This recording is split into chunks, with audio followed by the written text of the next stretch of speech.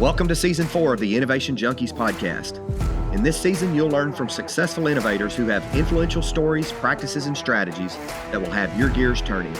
Prepare to be inspired, challenged, and empowered. This is the Innovation Junkies podcast. Hey guys, welcome back to another episode. It's great to have you with us today. I'm Jeff Standridge.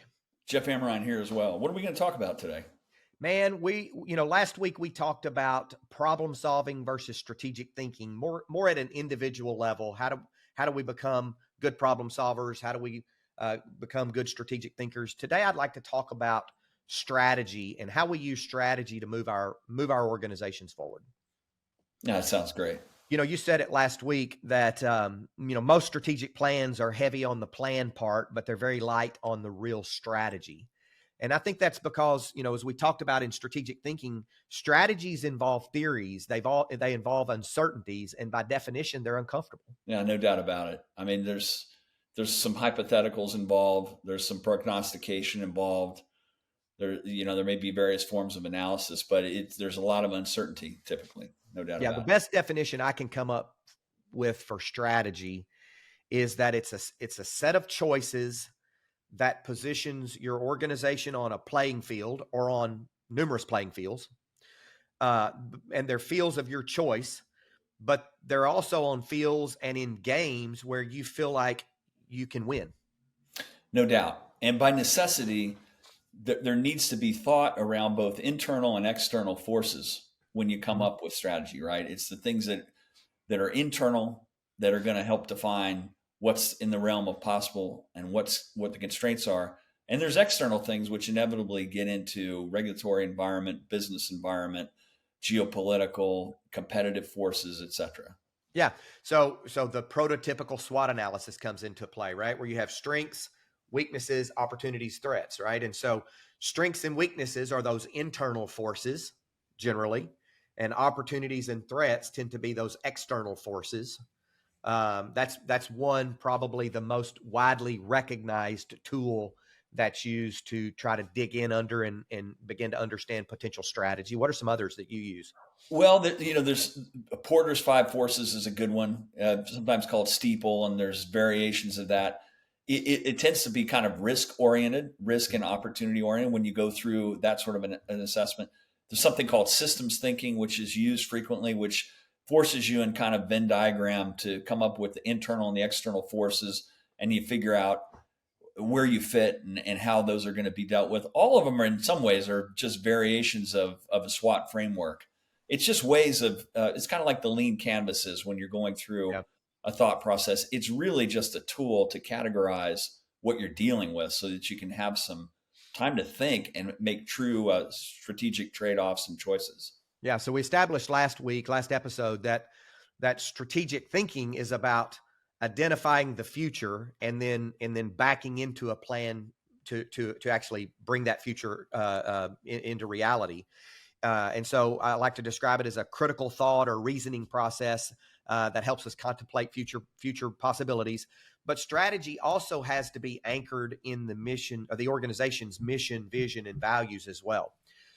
So vision is one of the very first, probably one of the very first steps in establishing strategy, is to say, where do we want to be in 3 years, 4 years, or 5 years down the road? And now what playing fields and what games on those playing fields position us best to actually get there? Yeah, as is often said, start with the end in mind, and you kind of work your way back from there. And the way we do strategic planning facilitation is exactly that. I mean, that's one of the things you get to early on is what's that North Star? What's that guiding light that we're proceeding to? And then how are we going to get there? And then you can break it down in smaller chunks as you go. So I'll throw these ideas out to you, and you can contemplate and maybe comment on them. Strategy attempts to articulate, these are the games and the playing fields where we choose to play because we can win here. This is what we must do to win consistently in these games and on these fields. Here are the capabilities that we have to have in place in order to win consistently. Here are the systems and metrics we'll use to measure our success as we play those games on those fields. And here are the things that will likely get in our way, and here's how we will remove those obstacles and resolve the issues. Yeah, I mean, that's a good systematic process, a great way of looking at it. And one of the things that's kind of interesting is sometimes people believe that strategy is all about the necessity of growing or having exponential growth and whatnot. Sometimes strategy can say a lot about what you're not going to do, That's right. right? Things that are going to be out of bounds, figuring out all those things that you're not going to do so you maintain the right focus. Yeah, we don't use the word strategic planning in our practice very much because it's done so badly and it has such a negative connotation.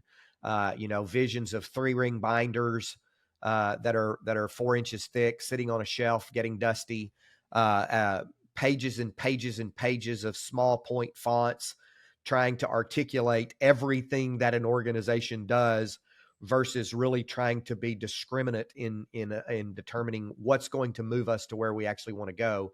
So at the very least, you're right. A good strategic plan, at least by omission, says a lot about what an organization's not going to do as what it is going to do, at least by omission, sometimes by actual articulation. Yeah, and you find interesting and well thought out strategy sometimes in unexpected places. As an example, there's an agency locally that we've gotten to know over time, and it's a marketing and PR agency, and they had some very specific parts of their strategy. They had a very specific sector and vertical that they were going to go after. They were very clear about it. They also had some constraints on strategy based on their own preference, which define what they believe winning would look like. So, as an Mm-hmm. example, they didn't want to grow that agency any larger than $7 million in annual revenue. And I said, well, that's interesting. You don't hear that often. Part of the reason why that was an integral part of their strategy was that had implications as to the size of the team. And Uh-huh. based on how they wanted the team dynamic to work and what they all hoped to get out of it, that was kind of a key constraint that they built into their strategy. Very clear. We're never going to get any bigger than this. This is a level that we like in terms of what it means in terms of team culture, team dynamic, and also who we can go after for customers. That's right. And so we've talked about it, how it describes what you're not going to do as much as it does what you are going to do. But good strategy should also, kind of in parallel to that, prevent distractions. So in other words, it should provide a measuring stick against which you assess new opportunities that present themselves. And so if a new opportunity presents itself, the first question that should be asked is, well, how does this match with our strategy, our vision and our strategy? If the answer is fits squarely within that, then it's pretty clear, okay, then we need to figure out how to do this. Another answer might be, no, it doesn't fit within our strategy or our vision and our strategy. And so the answer could be, then we need to stay away from it because it's a potential distraction. Or the answer could be, no, it doesn't fit within our strategy, but we're 18 months into a 3-year strategy, and we didn't contemplate the changing landscape around us when we built this strategy 18 months ago.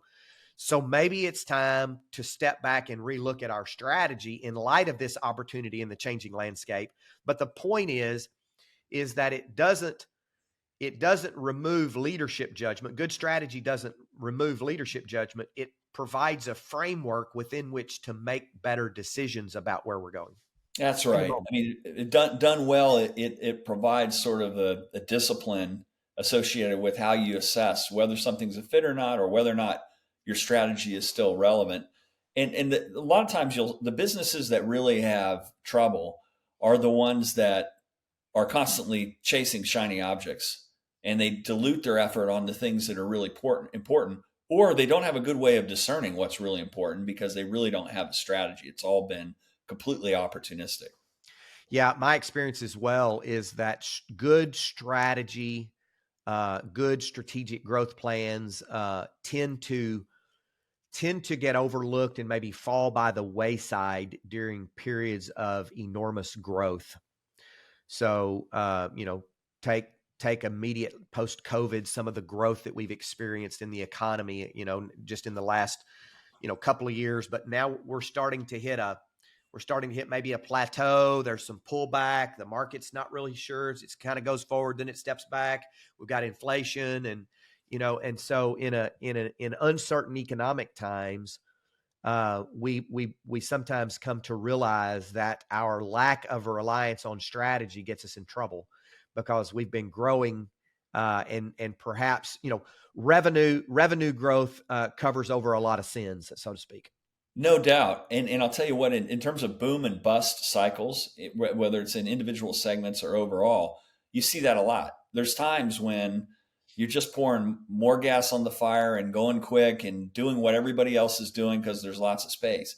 As those markets tend to mature, or as the air begins to come out of that boom cycle, like we saw in the dot coms, like we saw in the real estate financial crisis in 2008, like we might see in AI and ML at some point as that begins to mature and cool off.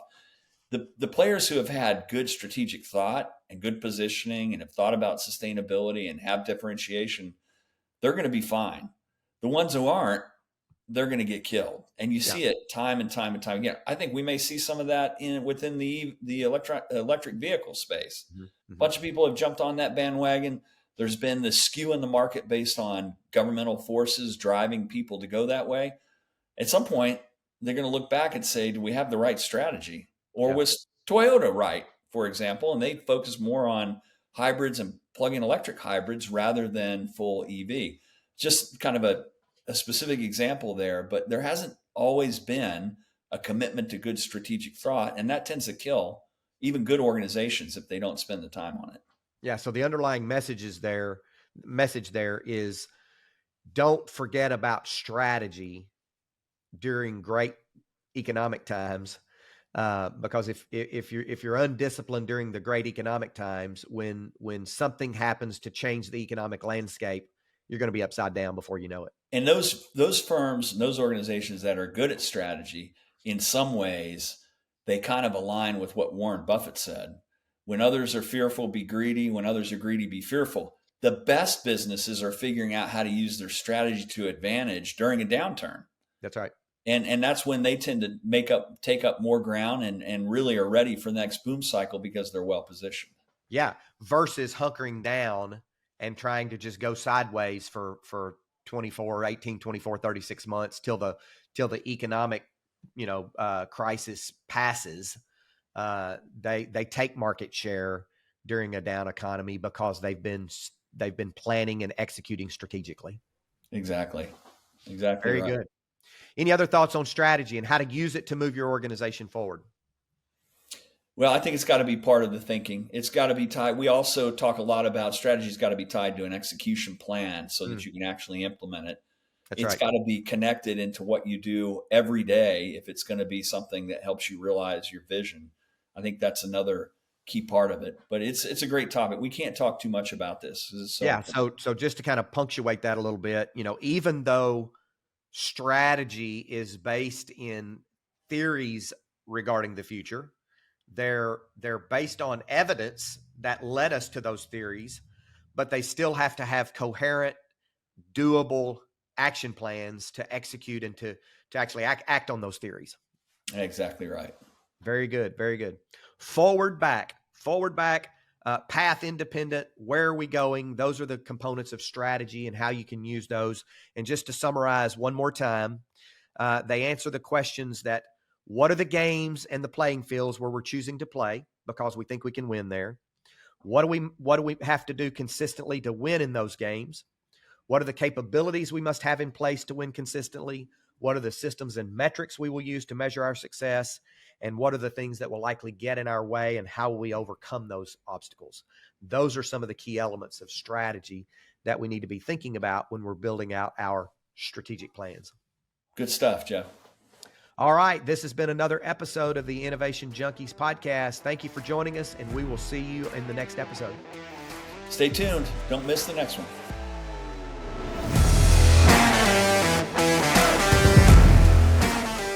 Thanks for tuning in to another episode of the Innovation Junkies podcast. We hope you gained some valuable insights and inspiration from today's conversation. Be sure to subscribe for more episodes featuring leaders in the forefront of innovation, and don't forget to connect with us on social media to continue the conversation. See you next time.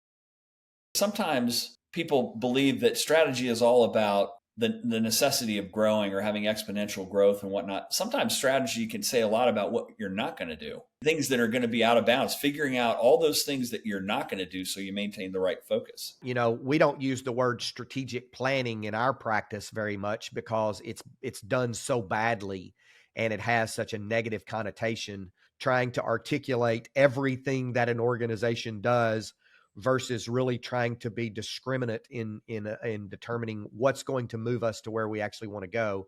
So at the very least, you're right. A good strategic plan, at least by omission, says a lot about what an organization's not going to do as what it is going to do, at least by omission, sometimes by actual articulation.